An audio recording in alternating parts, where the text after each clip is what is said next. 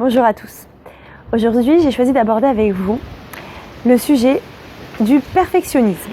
Nous sommes dans une génération où effectivement, nous pensons que le perfectionnisme est quelque chose de très bon, puisque ça nous pousse à faire les choses de façon parfaite. Or, ce n'est pas si simple de faire les choses parfaitement, évidemment, puisqu'en réalité, ce n'est pas de ce monde. Nous sommes, oui, là pour nous parfaire, mais pas pour que les choses soient parfaites. Dans ce monde, rien n'est véritablement parfait. Donc il faut savoir distinguer le perfectionnisme et l'excellence, dans un premier temps. Et ensuite, comprendre pourquoi nous cherchons tellement à viser le perfectionnisme.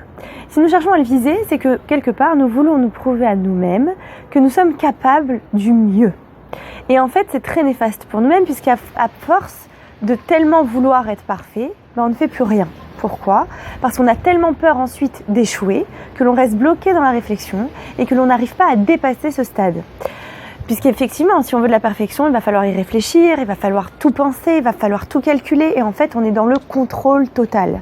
On va vouloir tout maîtriser. Or, nous ne pouvons pas tout maîtriser, évidemment, et c'est là-dessus qu'il va falloir travailler sur le lâcher-prise pour arriver à ne pas rester dans ce perfectionnisme. Parce que, effectivement, le perfectionnisme est quelque chose de très, très, très néfaste.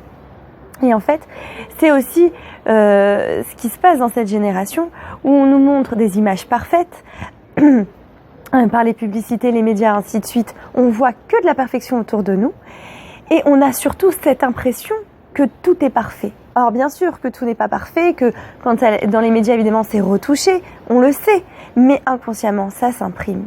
Et donc, on s'accroche à cette perfection. Et le problème aussi, c'est que lorsque l'on est trop attaché à cette perfection, on va se rendre compte, finalement, que le travail qu'on va donner ou l'apparence que l'on a n'est pas parfaite. Et on ne va pas accepter ces imperfections. Du coup, ça va créer un sentiment de culpabilité et de rage envers nous-mêmes. Et on va, en fait, bien sûr, descendre notre estime de nous. C'est-à-dire qu'on va perdre confiance en nous et on va, évidemment, être dans l'inaction. On va se sentir incapable de réagir, on aura toujours peur d'agir et finalement, évidemment, on va se sentir paralysé. Et ça, c'est ce qu'on doit à tout prix éviter parce qu'à partir du moment où nous, en tant qu'être humain, on n'agit pas, alors qu'on a besoin dans notre essence propre d'être dans l'action, en fait, on est en train de créer un véritable mal-être et ça peut évidemment s'étendre. Donc, on ne doit certainement pas rentrer dans ce perfectionnisme. Bien, en fait, pourquoi le perfectionnisme existe aussi ? Parce que nous nous créons des croyances. Et très souvent, des croyances fausses, très souvent, quand nous avons été enfants, on nous a critiqué ou on a mis la barre d'exigence bien trop haute. Et nous, en tant qu'enfants, on n'avait pas évidemment la notion de la relativité. Donc, pour nous, si on exigeait de nous, c'était qu'on devait être capable de le faire. Et si on ne s'est pas senti capable de le faire et que nous n'avons pas été à la hauteur ou nous n'avons pas senti que nous étions à la hauteur de ce que nos parents attendaient de nous ou nos éducateurs, alors, effectivement, ça va jouer dans notre structure mentale et on va toujours se sentir en échec. Et en fait, quand on se sent en échec, on va d'un échec à l'autre. Donc, c'est le mauvais mécanisme à éviter à tout prix. Mais si on y est déjà, si on l'a été dans l'enfance et qu'ensuite on sent bien qu'en tant qu'adulte, on n'arrive pas à se réaliser, on n'arrive pas à se construire parce que justement, on a trop peur d'échouer, on a trop peur de faire une erreur, alors qu'en réalité, quand on agit, on est obligé de faire des erreurs quelque part. Et ça fait partie du processus, ça fait partie du chemin, c'est ce qui va nous aider justement à grandir, à nous construire, à nous parfaire, mais pas à être parfait, vous voyez ?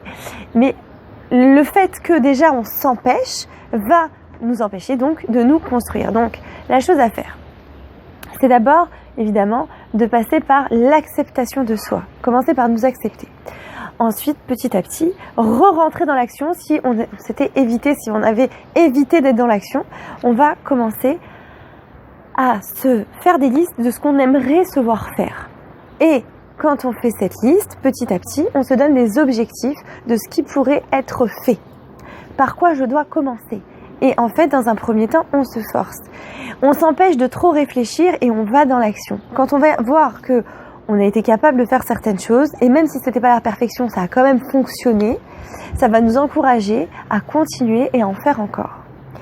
Et déjà, la première étape, c'est de prendre conscience qu'on est dans un état de perfectionnisme qui est malsain pour notre réalisation intérieure. Voilà, j'espère que ça vous aura apporté. Je vous dis à très bientôt pour de nouvelles vidéos.